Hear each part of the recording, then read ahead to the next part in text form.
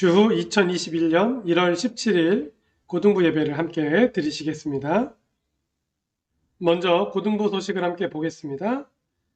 오늘은 고등부 예배를 마친 후에 온라인 모임을 갖겠습니다. 카톡으로 보낸 링크로 들어오시면 됩니다. 여러분 들어오시면 출석상이 있습니다. 기대하시고 들어오시기 바랍니다. 대면 모임이 어려운 상황입니다. 예배도 당분간 계속 온라인으로 진행이 되는데 여러분 적극적으로 참여해 주시기 바랍니다. 우리가 실시간으로 예배를 드리고 나서 이제 줌으로 모임을 지속적으로 가지려고 합니다. 여러분 복장을 잘 입고 또 마음을 다해서 예배를 드리고 함께 얼굴을 볼 수 있었으면 좋겠습니다. 오늘 예배를 위해서 박지옥 선생님께서 대표 기도해 주시겠습니다. 우리 다 같이 기도하겠습니다. 다 함께 기도드리겠습니다.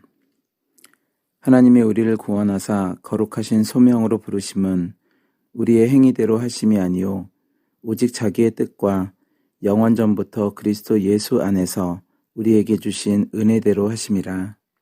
아멘. 2011년을 새롭게 시작한 지도 벌써 2주가 흘러가고 있습니다. 작년 이맘때 조금만 조심하자고 했던 우한 폐렴 바이러스가 이제는 코로나19라는 공식 명칭으로 자리 잡은 지도 1년이 넘어가고 있습니다. 각 나라마다 백신이 투여되고 있지만 아직은 좀 더 마스크를 써야 하고 아직은 방역의 고삐를 죄야 하는 게 현실인 것 같습니다.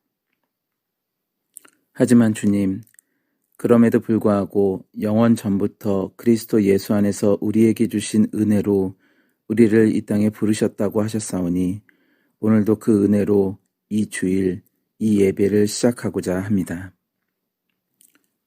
주님, 특별히 중학교에서 올라와 이제 고등학생으로 새롭게 시작하는 학생들을 기억하여 주시옵소서. 강다은, 김강빈, 김영훈, 반서준, 이가민, 이관후, 이기현, 이수민, 이승규, 이승우, 조승호. 지난주 잠시나마 줌에서 봤던 친구들도 있지만 아직은 모든 게 낯선 친구들이 많습니다.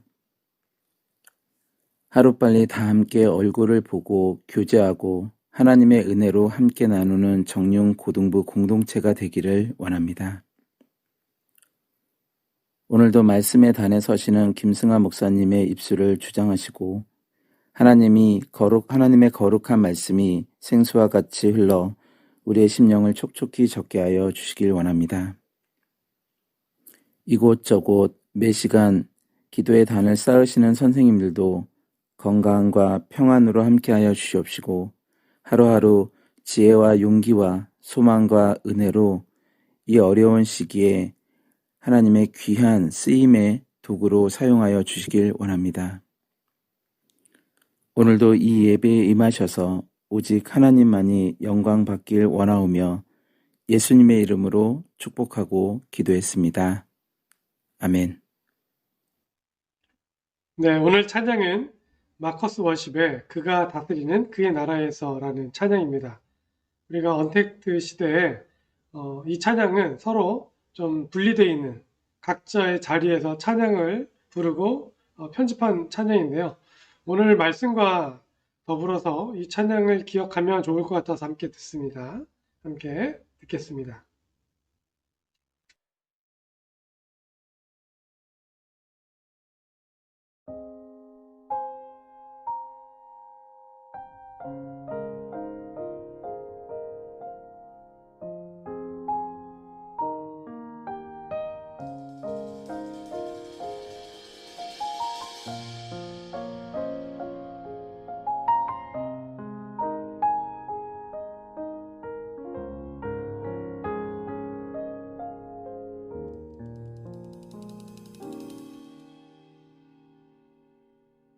하나님 나라는 어떤 곳일까?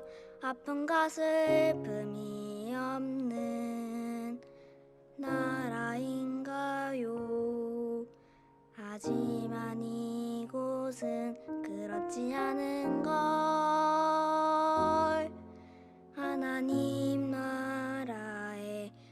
싶어요. 하나님 나라는 이곳이 않다. 여전히 아프고 슬픈 일이 있지만 행복과 기쁨이 여전히 있는 것.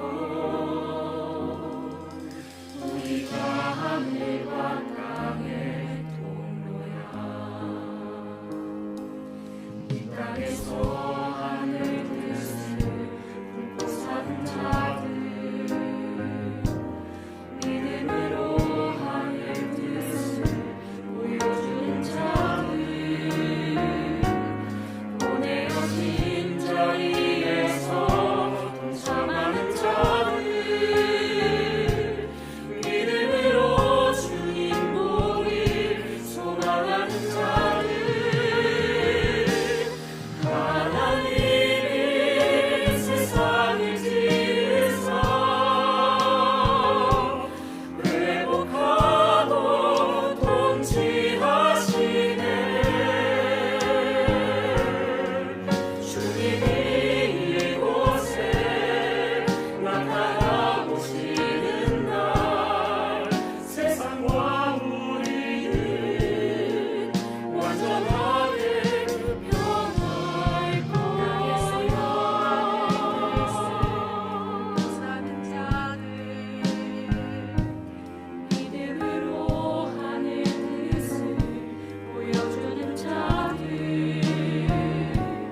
보내어진 자리에서 동참하는 자들, 믿음으로 주님 보길 소망하는 자들, 아름다운 세상을 만들어 너희에게 전해줄 거야. 그것이 우리가 해야 할 사명인 걸.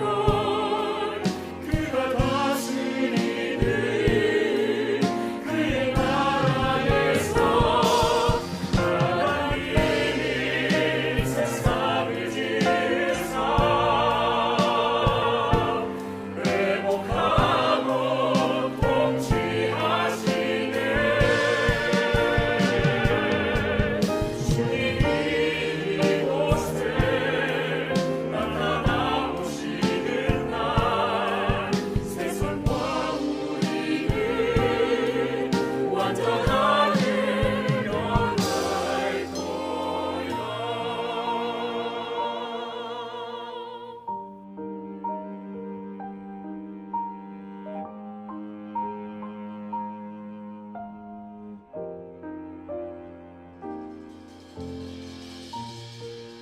이미 왔으나 아직 오지 않은 지금 여기 만들어라. 지금 이루어가고 앞으로 이루어가 평화의 나라. 하나님 나라.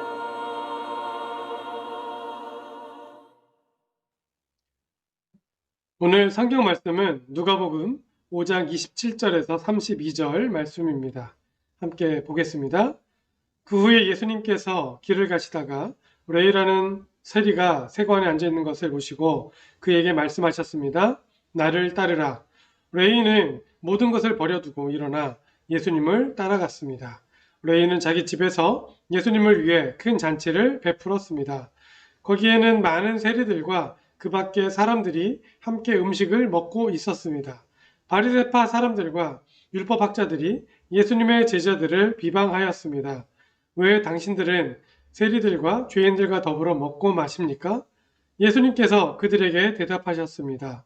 의사가 필요한 사람은 건강한 사람이 아니라 병든 사람이다. 나는 의인을 부르려고 온 것이 아니라 죄인을 불러 회개시키려고 왔다. 아멘.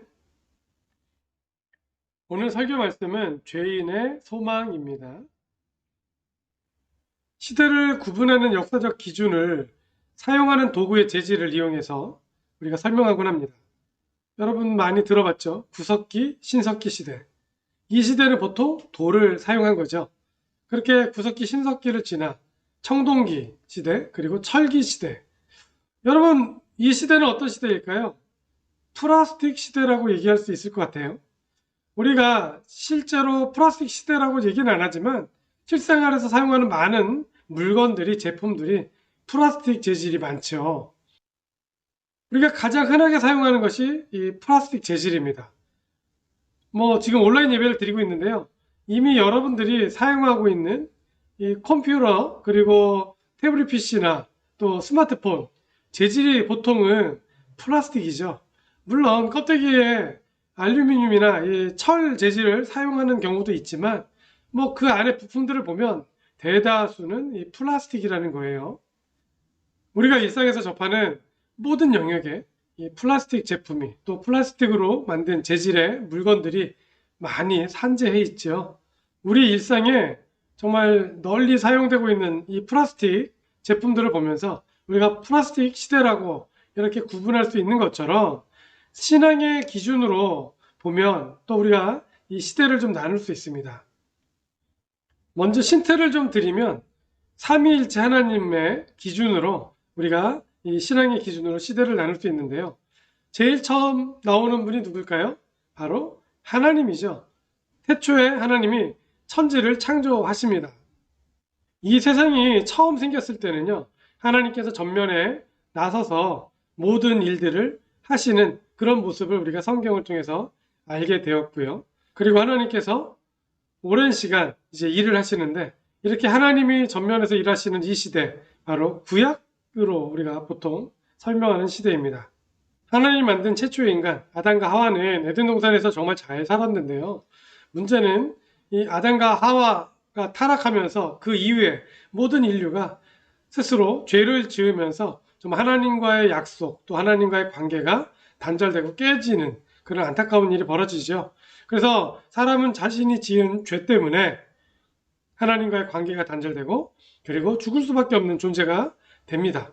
그러나 인간의 타락과 스스로 해결할 수 없는 죄의 문제를 해결해 주시기 위해서 예수님께서 이 땅에 오시죠. 그리고 예수님께서 구원의 역사를 이루어 가십니다. 이 시대를 신약 시대라고 얘기하고 그리고 예수님의 시대라고 얘기할 수 있습니다. 예수님의 십자가 죽음과 부활 그리고 승천의 과정을 통해서 이제 예수님은 모든 인류가 구원받을 수 있는 길을 만들어 놓으셨죠. 예수님은 하늘로 승천하시면서 한 가지 약속을 하고 올라가십니다.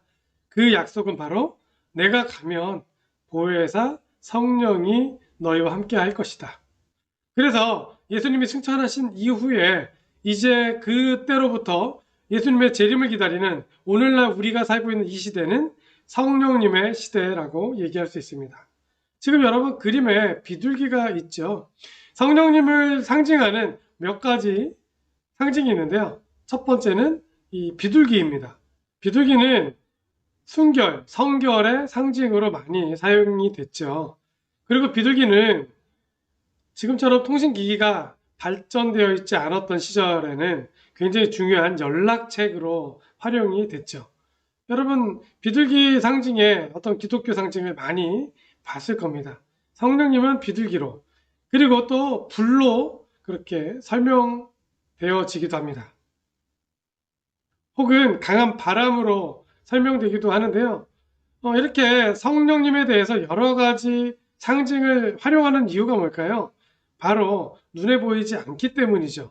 거룩한 영, 홀리 스피릿이라고 하는 말이 이 성령인데요. 그렇다고 해서 성령님이 우리와 상관없는 어떤 도구적인 그런 존재인가? 그건 아니고요. 삼위일체 중에 한 분이기 때문에 성령님은 인격이 있으시고 또 우리에게 굉장히 중요한 역할을 하시는 그런 분임은 확실히 맞습니다. 다시 말해서 성령님은 단순히 거룩한 영을 의미하지 않고요. 정말 언제 어디서나 우리와 함께 하시는 하나님의 다른 모습인 거예요. 정확히 같은 의미는 아니지만 설명을 좀 비유로 들자면 우리가 구석기, 신석기 시대가 아주 한참 오래전에 지났다고 하지만 지금도 우리는 이 돌로 만든 그릇 또 흙으로 만든 그릇을 사용을 하죠. 우리가 지금 청동기 시절은 지났지만 우리가 청동으로 만든 도구들을 지금도 사용하죠.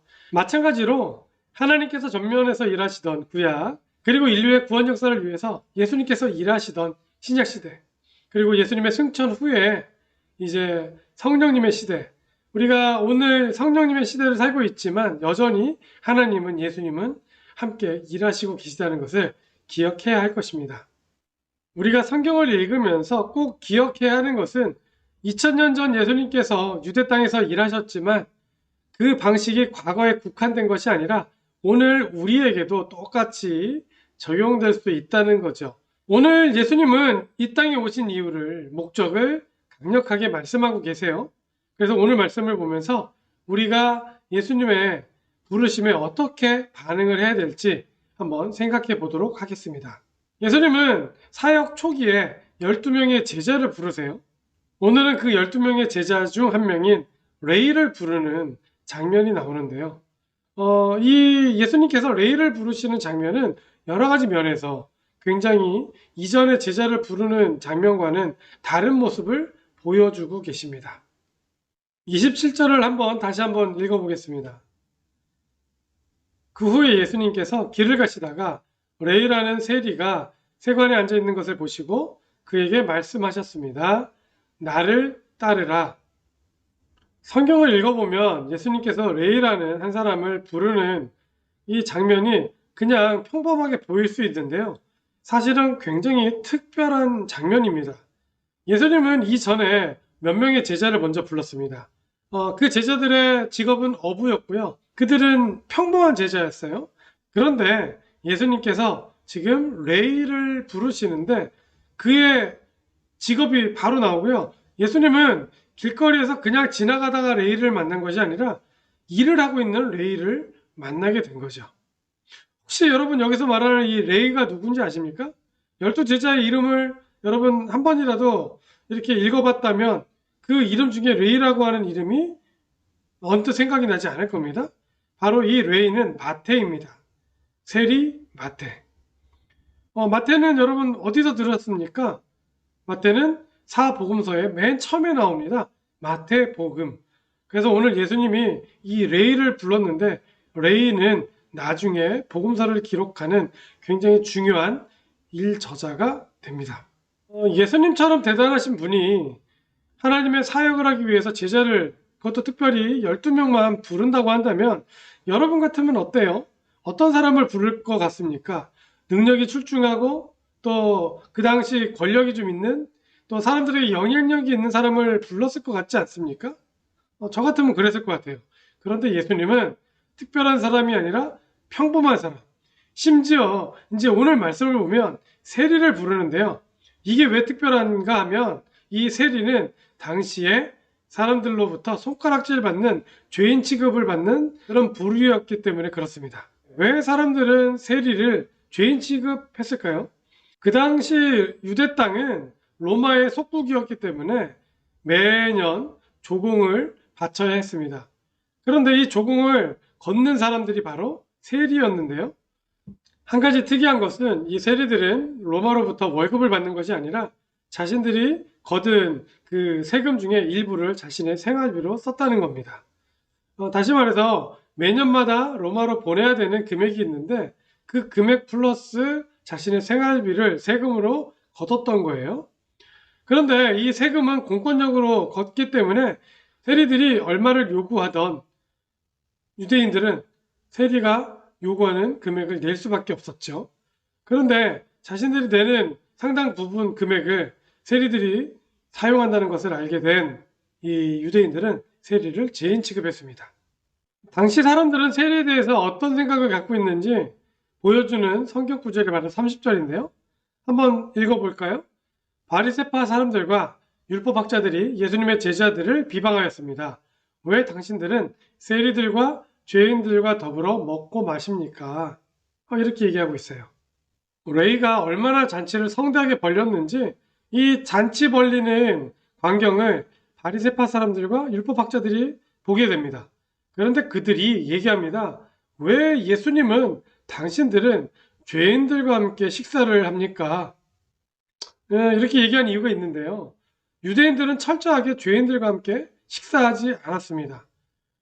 죄인들과 함께 식사하는 것은 굉장히 부정한 일이라고 여겼어요. 그래서 이방인들과 함께 식사하거나 죄인들과 함께 식사하는 것은 이거는 율법에 어긋나는 굉장히 좀 악한 그런 일이라고 생각을 했습니다.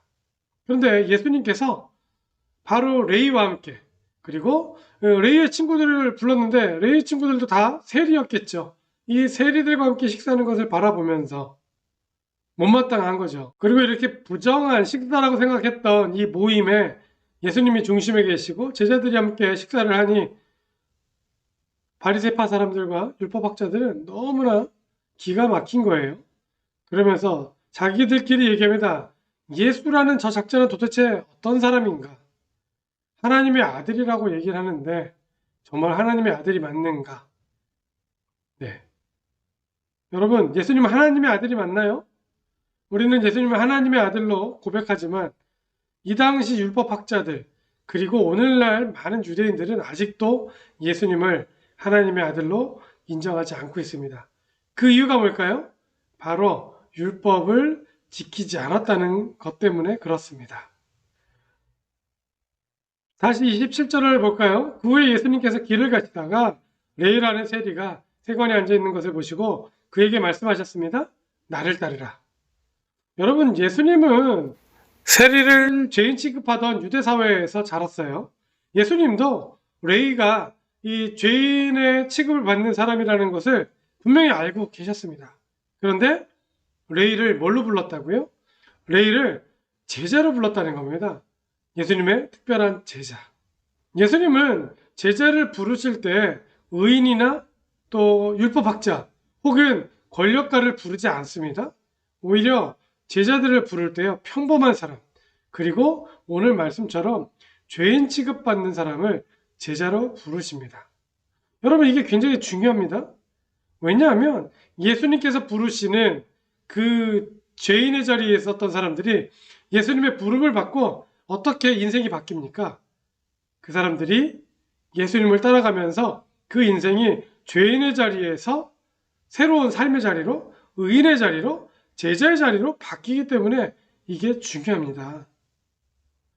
또 한 가지 기억할 것은 예수님께서 레위를 부를 때 딱 한마디 하시죠. 뭐라고 합니까? Follow me. 나를 따르라. 나를 따르기 위해서는 너가 지금까지 지었던 죄를 회개하고 또 지금까지 나쁜 부정했던 짓을 다 청산하고 그리고 따르라. 혹은 나를 따르기 위해서는 네가 다른 것들을 다 내려놓고 와야 된다. 등등의 부연 설명을 예수님은 전혀 하지 않으세요. 그냥 딱 한마디 하십니다. 나를 따르라. 그랬더니 레위가 어떻게 합니까? 모든 것을 버리고 자리에서 벌떡 일어나 바로 예수님을 따릅니다. 여러분, 지금 레위의 자리는요, 돈 버는 자리였어요. 세금을 받고 있었던 자리입니다. 하나 물어볼까요? 여러분, 어떤 장사를 하는 분이요, 날마다 장사가 너무 잘 돼요. 주말에는 장사가 더 잘 될 것 같아요. 그런데 주일에 예배를 가야 됩니다. 만약에 여러분이 그런 가게 사장님이라면 예배를 가기 위해서 주일 가게 문을 닫고 예배를 가서 정말 잘 드릴 수 있을까요? 당장 몇 시간 장사 안 하면 몇백만 원, 몇천만 원의 손해를 본다고 해도 그렇게 할 수 있을까요? 여러분의 입장으로 한번 생각해 볼까요? 여러분이 공부를 하는데 공부가 너무 잘 돼요. 그래서 주일에 예배를 안 드리고 여러분 공부를 하면 성적이 분명히 오른다는 것을 여러분 알 수 있어요. 그럼에도 불구하고 예배 시간이 되기 전에 하던 공부를 멈추고 여러분 예배를 가서 드릴 수 있을까요? 채관에 앉아서 돈을 모으고 있었던 이 레위에게 예수님께서 나를 따르라고 말씀하신 그 이유, 바로 일어나서 예수님을 따르는 이 레위의 모습을 보면요, 죄인인 걸 뻔히 알면서도 부르시는 예수님도 참 대단하신 분인데 또 예수님의 부르심에 바로 응답하는 이 레위도 그냥 일반적인 그런 사람은 아니었습니다. 레이는 예수님에 대해서 많이 궁금해 했었던 것 같아요. 예수님에 대해서 많은 소문을 듣기도 했고요. 그리고 예수님을 만난 사람들이 병만 고치는 것이 아니라 그들의 인생이, 삶이 바뀌는 얘기도 충분히 많이 들었습니다. 하지만 레이는 자신의 직업을 놓고 예수님을 찾아가지는 않았어요. 그냥 지금 사는 모습에 그렇게 큰 불편함이 없었을 겁니다. 세리로서 공권력을 이용해서 세금을 계속 거둘 수 있었고요. 또 자신의 삶에 대해서 많은 부족함을 느끼지도 않았고요. 물론 사람들의 손가락질은 있었지만 그것도 그냥 무시하고 살만 했던 것 같습니다. 그런데 예수님께서 그 자리에 오신 거죠. 와서 말씀하십니다. 나를 따르라. 여러분, 이게 은혜입니다. 이게 감격적인 순간이죠. 내가 예수님을 찾아가지 않았음에도 불구하고 예수님께서 나를 직접 찾아오시는 그 일을 이 레이는 경험했던 거죠. 여러분, 오늘 여러분들이 예수님을 믿는다고 그렇게 얘기할 수 있는 이유는 여러분들이 예수님을 찾아서일까요? 아니면 예수님께서 먼저 여러분에게 오셨기 때문일까요? 예수님은 부모님을 통해서, 또 친구를 통해서, 또 여러 가지 이유를 통해서 여러분들이 복음에 대해서, 또 말씀에 대해서, 예수님에 대해서 들을 수 있는 그런 기회를 제공해 주셨습니다. 그래서 여러분들이 이 자리에 있는 거죠. 예수님은 레이를 부르면 주변에서 어떤 반응을 보일지 이미 다 알고 계셨어요. 그럼에도 불구하고 레이를 제자로 부르시죠. 죄인을 제자로 부르신 거예요. 이것이 이 땅에 오신 예수님의 목적입니다. 예수님은 레이를 부르신 것처럼 오늘 여러분을 부르세요. 나를 따르라. 여러분 어떻게 하시겠습니까? 저 지금 바쁜데요? 저 하는 일이 있는데요?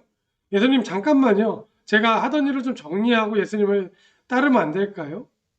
우리는 여러 가지 많은 핑계와 이유를 댈 수 있는데요. 중요한 게 뭔지 아십니까? 여러분은 의인이 아니라는 거예요. 여러분을 예수님이 불렀을 때 주변 사람들이 얘기할 수 있어요. 아니, 왜 많은 사람들 중에 쟤를 예수님 부를까요? 예수님은 누가 뭐라고 해도 여러분이 구원받는 것을 원하시기 때문에 여러분을 부르신 거예요. 그러니까 여러분도 예수님의 부르심에 즉각 반응을 보이는 것이 중요합니다.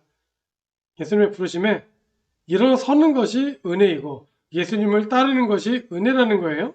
레이는 예수님이 부르신 바로 그날 잔치를 벌립니다. 여러분 언제 잔치합니까? 정말 기쁜 일이 있을 때, 그리고 축하할 일이 있을 때 잔치를 합니다. 자, 말씀을 한번 보겠습니다. 레이는 모든 것을 버려두고 일어나 예수님을 따라갔습니다. 레이는 자기 집에서 예수님을 위해 큰 잔치를 베풀었습니다. 거기에는 많은 세리들과 그 밖의 사람들이 함께 음식을 먹고 있었습니다. 누굴 위해서 잔치를 벌였다고요? 예수님을 위해서. 레이는 자신을 부른 예수님께 너무나 감사했습니다. 이게 예수님의 부르심을 받은 사람들의 아주 지극히 정상적인 모습이에요. 왜? 죄인인 걸 아는데, 사람들의 비난을 뻔히 아는데 그걸 다 알면서도 예수님이 자신을 불렀기 때문에 레이는 더 감격할 수밖에 없었습니다. 여러분, 여러분을 예수님이 불렀다면 여러분 감격하면서 예수님을 따르기 바랍니다. 왜냐하면 예수님을 따를 때 여러분의 인생이 완전히 바뀔 수 있기 때문에 그렇습니다. 레이는요, 만약에 예수님이 부르시지 않았다면, 혹은 예수님을 따라가지 않았다면 그냥 세리로서 세금 받으면서 불편하지 않게 그렇게 생활은 했을 겁니다. 하지만 그 이상도 그 이하도 아니었겠죠. 세리들과 함께 식사하는 예수님을 바라보는 그 바리새인들의 불평과 또 비난에 예수님이 뭐라고 말씀하십니까? 31절 32절 다시 보겠습니다. 예수님께서 그들에게 대답하셨습니다. 의사가 필요한 사람은 건강한 사람이 아니라 병든 사람이다. 나는 의인을 부르려고 온 것이 아니라 죄인을 불러 회개시키려고 왔다. 예수님은 자신을 의인이라고 생각하는 유대인들에게 이렇게 얘기하는 거죠. 나는 의인을 부르러 온 사람이 아니다. 의사가 필요한 사람은 병든 사람이지 건강한 사람이 아니다. 예수님은 이 바리새인들의 지적에 예수님이 이 땅에 오신 이유, 목적을 다시 한번 확인시켜 줍니다. 나는 죄인을 불러서 회개시키려고 왔다. 잔치가 벌어진 집에서 엄청난 변화가 생겼습니다. 어떤 변화일까요? 예수님께서 레이를 변호하고 계시다는 거죠. 이게 엄청 중요한 겁니다. 예수님을 영접하고 예수님을 따르니 이제 어떤 일이 벌어지냐면 예수님께서 레이를 변호하고 계십니다. 레이를 보호해 주시는 거죠. 여러분을 부르시는 예수님의 그 부르심에 여러분들이 응답하면 어떤 놀라운 일이 벌어질까요? 예수님께서 여러분을 변호해 주실 겁니다. 예수님께서 여러분을 보호해 주실 거예요. 여러분 그 예수님을 따르기 바랍니다. 예수님의 부르심에 응답하기를 바랍니다. 그러면 여러분의 인생이 완전히 바뀔 수 있습니다. 레이는 예수님의 부르심에 응답하지 않았다면 세리로서 살았을 거예요. 그냥 물질적으로 부족하지 않게 살았겠죠. 사람들의 비난을 적당히 받으면서. 그게 사람들의 생각인 것 같아요. 뭐 좀 어때? 나만 잘 살면 되지. 사람들이 손가락질 좀 하면 어때? 그게 나랑 무슨 상관이야? 하지만 예수님의 부르심에 응답한 레이는 복음서를 기록하는 굉장히 중요한 인물이 되죠. 여러분, 예수님을 따르는 것이 세상적으로 봤을 때 큰 성공을 약속하는 것은 아닙니다. 하지만 예수님을 따를 때 여러분의 인생은 하나님 안에서 빛이 나며 하나님 나라를 세워나가는 굉장히 중요한 역할을 감당하게 될 것입니다. 그래서 예수님의 부르심에 응답하고 기뻐하고 따르는 여러분이 되기를 바랍니다.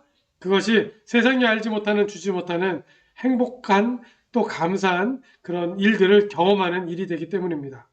예수님의 보호하심과 도우심을 성령 하나님의 함께하심을 경험하면서 살아가는 우리 귀한 고등부 됐으면 좋겠습니다. 2021년 코로나로 힘들지만 우리가 이 힘들고 어려운 상황 속에서도 예수님의 부르심에 민감하게 반응하고 또 예수님의 말씀대로 살기 위해서 노력하는 가운데 하나님의 보호하심과 하나님의 나라를 세우는 놀라운 역사에 함께 동참하기를 주님의 이름으로 축원합니다. 기도하겠습니다. 감사합니다. 하나님, 오늘 이렇게 온라인이지만 우리 고등부 학생들과 함께 예배드리게 하심을 감사드립니다.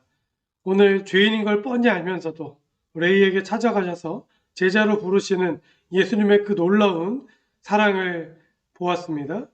오늘 이 시간도 우리 귀한 고등부 학생들을 부르시는 예수님의 음성을 듣습니다. 말씀을 통해서 또 친구들을 통해서 또 여러 가지 사건들을 통해서 예수님의 부르심을 들을 때 우리 학생들 기쁨으로 응답하고 즉시 일어나서 예수님을 따르는 귀한 학생들 되게 하여 주시옵소서. 그래서 세상이 주지 못하고 알지 못하는 놀라운 기쁨과 은혜를 경험하고 또 하나님 역사에 쓰임받는 귀한 일꾼들이 되게 하여 주시옵소서. 하나님 이 방학 기간 동안에 우리 학생들 더욱더 건강하게 지켜주시고 또 말씀에 더욱더 가까이 또 하나님의 그 은혜를 경험하기 위해서 노력하는 가운데 하나님의 제자로서 살아가는 귀한 우리 귀한 고등부 되게 하여 주시옵소서. 예수님 이름으로 기도합니다. 아멘. 사랑합니다 여러분. 예배를 마쳤는데요. 바로 우리 여러분에게 보내드린 링크 주소로 줌으로 들어오시기 바랍니다. 우리 줌에서 잠시 만나겠습니다.